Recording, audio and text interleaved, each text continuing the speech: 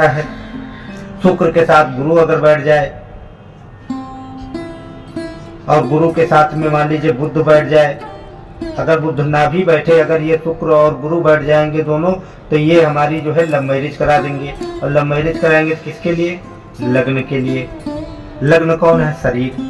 तो जब ये ग्रह कोई भी घर अगर सुख देता है तो वो सिर्फ लग्न को। जय श्री राम मित्रों, मैं आपका अपना ज्योतिष मित्र संदीप तिवारी आप लोगों का ऋषि प्रभु महाज्ञान में स्वागत करता हूं। मित्रों, आज का विषय है कि मैं आप लोगों को कुछ सूत्र के बारे में बताने जा रहा हूं, जो आप लोग अगर देख लेते हैं और कायदे से समझ लेते हैं तो आपको कुंडली देखना बहुत आसान हो जाएगा मित्रों। और इससे पहले अगर आप अपनी कुंडली का विश्लेषण करवाना चाहते हैं, सही मुहूर्त के बारे में जानना चाहते हैं, किसी शुभ अशुभ घटनाओं के बारे में जानना चाहते हैं, या अपनी कुंडली का परामर्श चाहते हैं, तो आप मुझसे संपर्क कर सकते हैं मित्रों। तो चलिए हम कुंडली के ऊपर चलते हैं, आपको समझाते हैं कि ये क्या सूत्र है और किस तरह से सूत्र काम करेंगे मित्रों। तो आप लास्ट तक वीडियो जरूर देखिएगा, और हमारे वीडियो को अगर सब्सक्राइब नहीं किया तो सब्सक्राइब कर लीजिए और बेल आइकन को प्रेस कर दीजिए, ताकि हमारे जो भी वीडियो हो वो आपका काम मिलेगा। सुख कब मिलेगा, धन कब आएगा, आपको जो भौतिक सुख आपको प्राप्त होने हैं वो कब मिलेंगे, ये शुक्र से ही ये डिसाइड होगा कि हमारा शुक्र किस परिस्थिति में और कहाँ पर बैठा है मित्रों। तभी आपको पता चलेगा कि हमें कब सुख मिलने वाला है, कब धन प्राप्त होने वाला है। तो मैं सबसे पहले मैं इस कुंडली के जो ये भाव हैं, मैं इनके बारे में आपको स्पष्ट कर देना चाहता हूँ कि ये जो भाव हैं और भाव में जो राशियाँ हैं, वो राशियाँ कहाँ पर बैठी हैं। पहले ये समझना होगा आपको कि ये घर क्या है। तो देखिए मित्रों, ये हमारा केंद्र है और ये भी केंद्र है। ये हमारे चार घर जो होते हैं केंद्र होते हैं, और ये है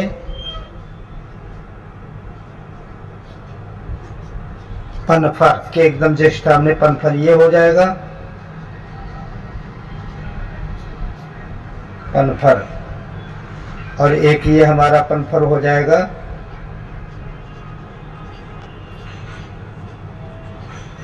और हमारा ये 11 नंबर एकादश भाव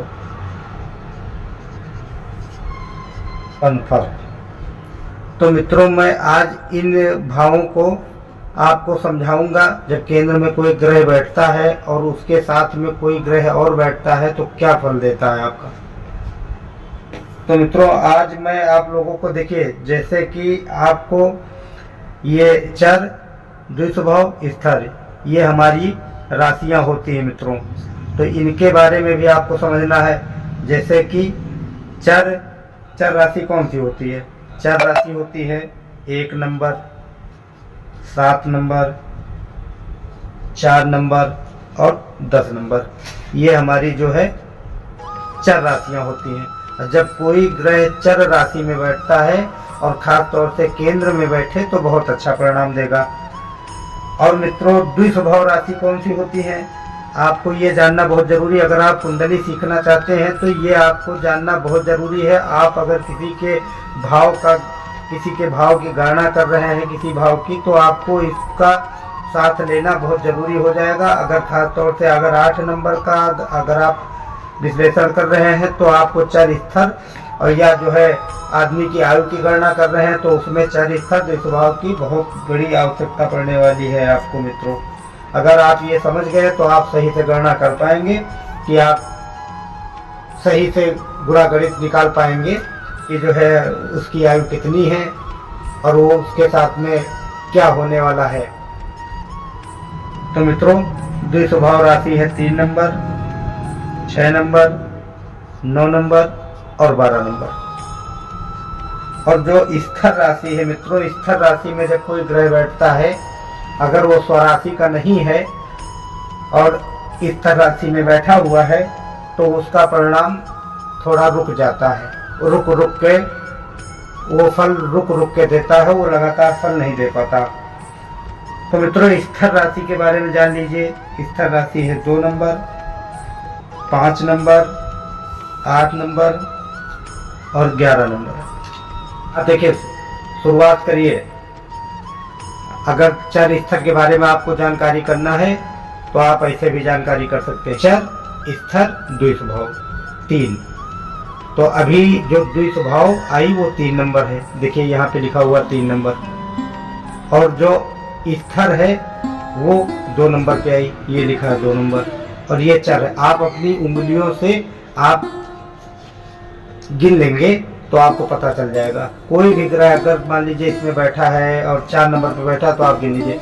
चर स्थिर 2 स्वभाव चर, मतलब 4 नंबर चर राशि।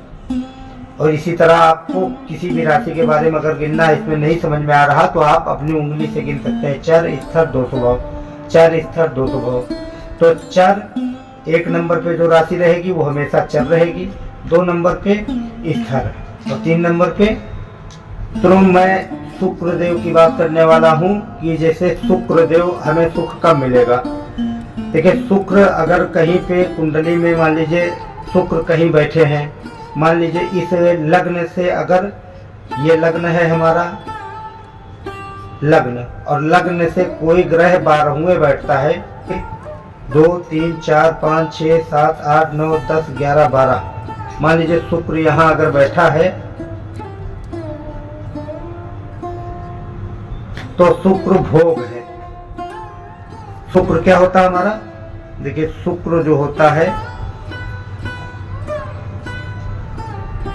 ये हमारा होता है भोग, भोग विलास श्रृंगार।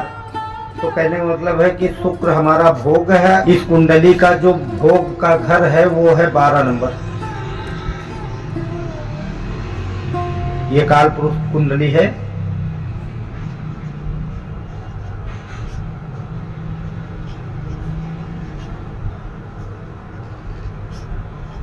काल पुरुष। तो मित्रों, शुक्र है भोग। मान लीजिए शुक्र के साथ में कहीं शनि बैठ जाए, मान लीजिए शुक्र के साथ शनि बैठा है तो क्या होगा? शुक्र है भोग और शनि है विरक्त, विरक्त वैराग्य। तो मित्रों, अगर शुक्र के साथ अगर शनि बैठा है, मान लीजिए इस घर में शुक्र बैठा है, लग्न से 12वें भाव में है, तो शुक्र जिस घर में बैठता है वो हमेशा दूसरे घर को, अपने घर के आगे वाले घर को बल प्रदान करता है। जब शुक्र यहाँ पर बैठेगा और अगले घर को बल प्रदान करेगा तो बलि कौन हो जाएगा? लग्न। लग्न हमारा क्या होता है? शरीर। जब शरीर को ये सुख देगा, और ये शुक्र क्या है? भोग। जब भोग लग्न को बल देगा तो हमारे शरीर को बल मिलेगा, शरीर को बल मिलेगा तो हमारे शरीर को सुख मिलेगा, और सुख मिलेगा, धन मिलेगा तो सुख मिलेगा। यदि आपके पास धन हो जाएगा तब और सारे सुख मिलने लगेंगे। तो मित्रों, शुक्र के साथ मान लो यहाँ पर शनि बैठ जाए तो शनि क्या है? विरक्त वैराग्य। और शुक्र क्या है? ये तो क्या होगा? शुक्र भोग है और शनि वैराग्य विरक्त। तो ये अगर दोनों साथ में बैठते हैं 6 नंबर 8 नंबर 12 नंबर में, तो ये सुखों को कम कर देंगे, और कम नहीं बहुत कम कर देंगे। आपको लगातार सुख नहीं मिलेगा। कभी 1 महीने सुख मिला, कभी 1 महीने दुख मिल गया। इसी तरह परमानेंट कोई चीज़ नहीं रहेगा आपके पास। गाड़ी है तो गाड़ी कुछ दिन रहेगी, घर में आप रह रहे हैं तो कुछ दिन रहेंगे, परिवर्तन आपका होता रहेगा। तो इस तरह ये जो है परेशानियां उत्पन्न कर देगा। खास तौर से शुक्र घर में बैठेगा और इस घर में शुक्र और शनि, शुक्र और शनि अगर इन 3 घर में बैठता है तो परेशानी उत्पन्न कर देगा। और अगर इस घर में मान लीजिए शुक्र, खाली शुक्र है और ये जो है बल प्रदान लग्न को कर रहा है, और लग्न में मान लीजिए मंगल बैठा हुआ है, और ये मंगल पराक्रम है, भूमि भवन वाहन का कारक ग्रह है, तो मान लीजिए शुक्र अगर इस घर को बल प्रदान कर रहा है तो हमको धन बहुत ज़्यादा कमाई होगी, हमारी बिजनेस अच्छा चलेगा, व्यापार अच्छा चलेगा। जब व्यापार अच्छा चलेगा, बिजनेस अच्छा चलेगा, तभी पैसा आएगा, और जब पैसा आएगा मित्रों तभी सुख मिलता है। अगर यदि आपके पास पैसा ना हो तो आपको सुख नहीं मिलता है। और दूसरी चीज ये भी आपको देखना होगा कि ये हमारा जो मंगल बैठा है ये चर राशि में है या स्थिर राशि। मान लीजिए मित्रों यहाँ पर अगर 1 नंबर लिखा, यहाँ अगर 2 नंबर होता तो क्या होती, अभी हमने बताया आपको। यहाँ अगर 2 नंबर लिखा होता तो क्या होती, स्थिर राशि। देखिए यहाँ लिखा है। और स्थिर राशि में जब शुक्र यहाँ बली होके बैठता और वो लग्न को सुख देता है, और मंगल स्थिर राशि में यहाँ बैठा होता तो उसके पराक्रम में कमी आ जाती। और जब उसके पराक्रम में कमी आती तो शुक्र कितना भी देने की कोशिश करता, लेकिन जब लग्न कमजोर है तो उसको सुख कैसे मिलता, उसके पराक्रम में कमी आ जाएगी, बिजनेस में रुकावटें आने लगेंगी। तो ये सारी चीजें कोई भी ग्रह है, मान लीजिए शुक्र यहाँ बैठा है,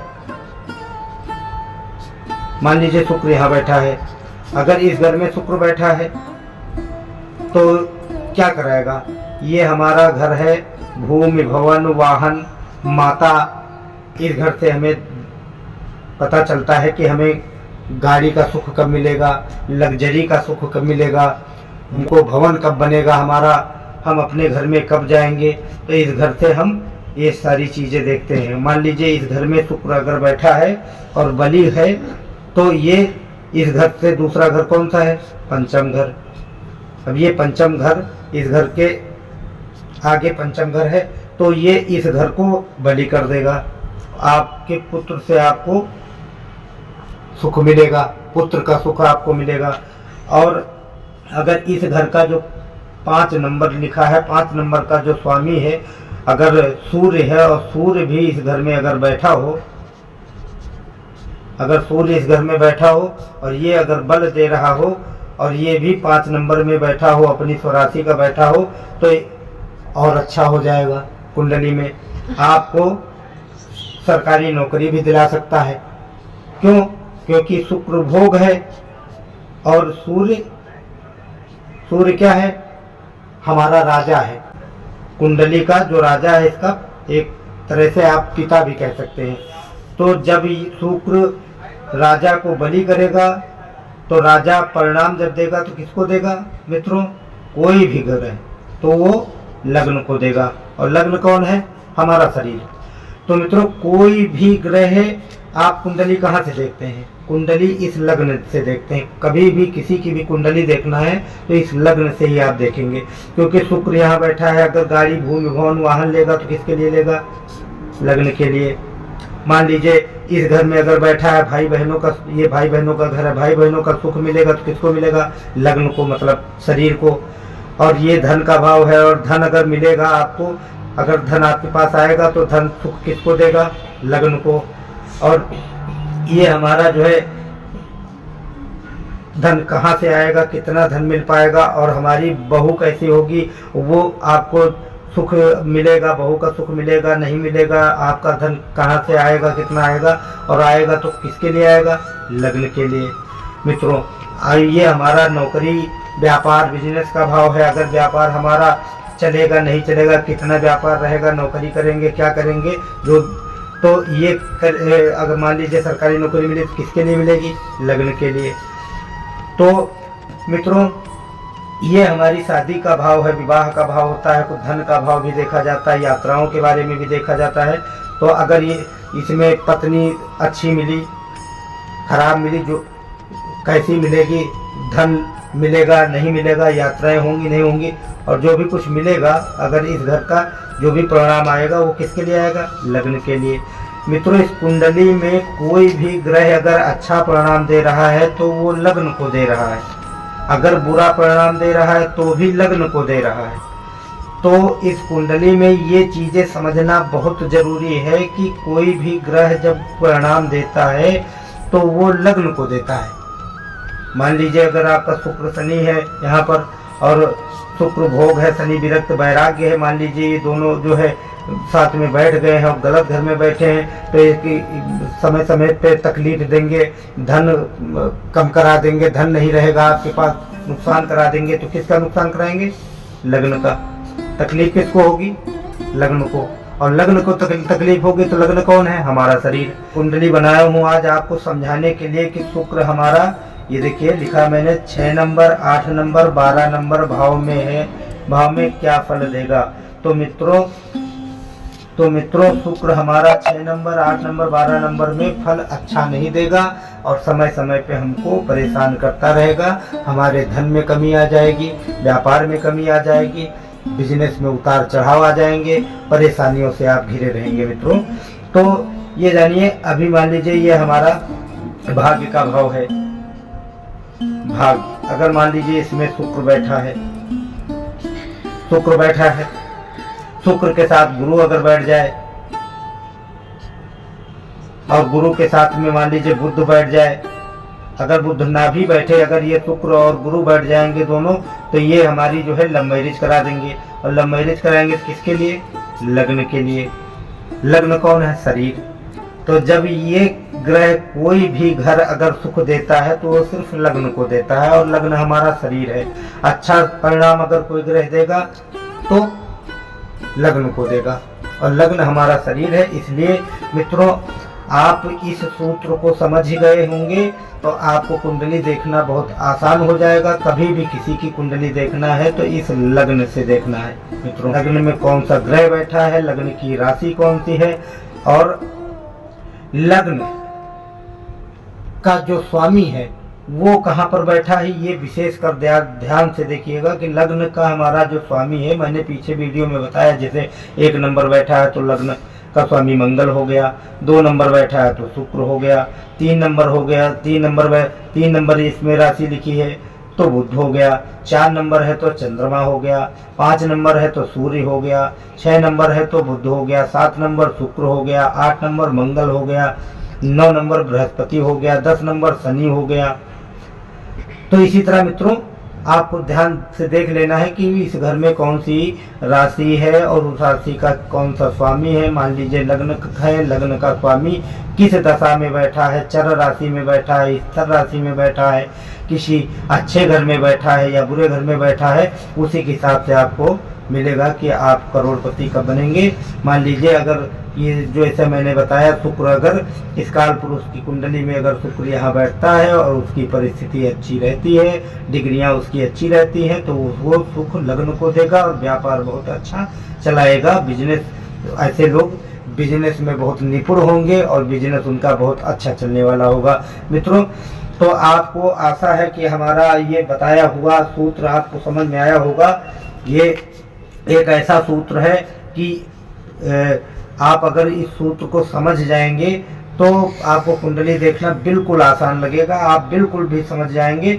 और जैसे कि ये लग्न है, लग्न का जो मंगल है, मान लीजिए लग्न में 1 नंबर है, 1 नंबर का स्वामी मंगल है और मंगल हमारा 8 नंबर का स्वामी मंगल है और मंगल अगर इस घर में बैठा है तो क्या परिणाम देगा? मंगल हमारी आयु बढ़ाएगा, थोड़ा सा पराक्रम भी कम करेगा लेकिन आयु हमारी वृद्धि करा देगा। तो मित्रों आज का विषय मैं यहीं पर समाप्त करता हूँ, फिर मुलाकात होगी एक और नए वीडियो के साथ में। तब तक आप लोग अपना ध्यान रखें, स्वस्थ रहें। और अगर आपने हमारे वीडियो को सब्सक्राइब नहीं किया तो लाइक कर दीजिए और सब्सक्राइब कर लीजिए। जय श्री राम।